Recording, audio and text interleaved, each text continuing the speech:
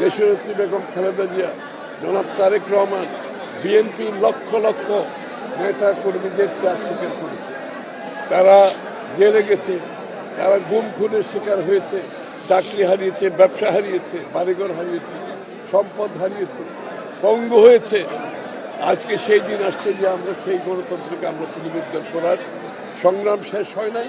আজকের আমরা একটা নির্বাচনের দিকে এগিয়ে যাচ্ছি এবং এই নির্বাচন বাংলাদেশের জন্য অত্যন্ত গুরুত্বপূর্ণ। আমাদের জন্য আরও বেশি গুরুত্বপূর্ণ এই জন্য যে বাংলাদেশ জাতীয়তাবাদী দলটি সৃষ্টি হয়েছে গণতান্ত্রিক মূল্যবোধের পরিপ্রেক্ষিতে এবং একদলীয় শাসন থেকে বহুদলীয় শাসন প্রবর্তন করেছে জিয়াউর রহমান সাহেব। দেশনেত্রী বেগম খালেদা জিয়া দীর্ঘ সময় থেকে শুরু থেকে শেষ পর্যন্ত স্বৈরাচারের বিরুদ্ধে আন্দোলন করে বাংলাদেশে গণতন্ত্র পুনঃপ্রবর্তন করেছেন, আবারও সংসদীয় গণতন্ত্র পুনঃপ্রবর্তন করেছেন।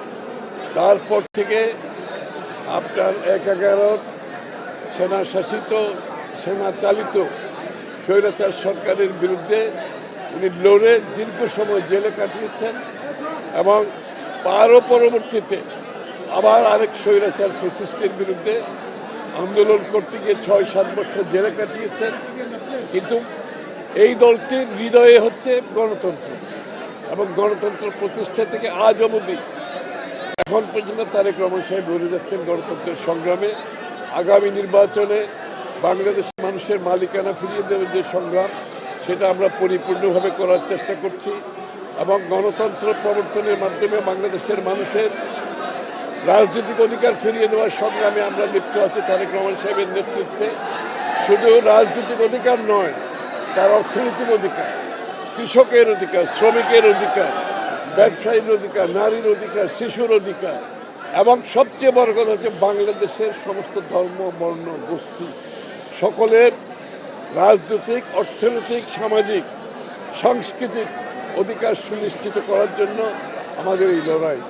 এই জন্য আগামী নির্বাচন অত্যন্ত গুরুত্বপূর্ণ এবং আগামী নির্বাচনে বাংলাদেশে একটা অন্তর্ভুক্তিমূলক আমরা জাতি করতে পারবো কিনা সেই সিদ্ধান্ত বাংলাদেশকে নিতে হবে এবং আমাদের যে অন্তর্ভুক্তিমূলক দেশ, বাংলাদেশের জাতীয়তাবাদী চিন্তাভাবনা যে দেশ, এটাকে আমরা পুনঃপ্রতিষ্ঠা করে বাংলাদেশকে একটি শান্তির নীড় করতে চাই। এখানে সহনশীলতা থাকতে হবে, একে অপরের প্রতি শ্রদ্ধা থাকতে হবে, দ্বিমত পোষণ করেও সম্মান রাখতে হবে।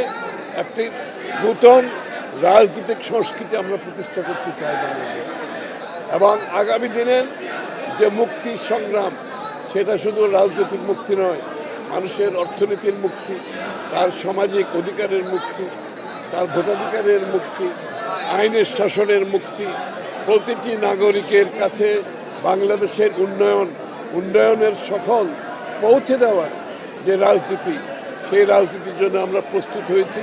ইনশাআল্লাহ আগামী দিনে বাংলাদেশের মানুষের প্রত্যাশিত যে বাংলাদেশ, আকাঙ্ক্ষিত যে বাংলাদেশ, সেটা তারেক রহমান সাহেবের নেতৃত্বে আমরা করতে পারবো বলে আমরা আশা করি। এই গণতন্ত্র পুনরুদ্ধারের জন্য তো গত 16-17 বছর ধরে দেশনেত্রী বেগম খালেদা জিয়া, জনাব তারেক রহমান, বিএনপি লক্ষ লক্ষ নেতা কর্মীদের ত্যাগ স্বীকার করেছে।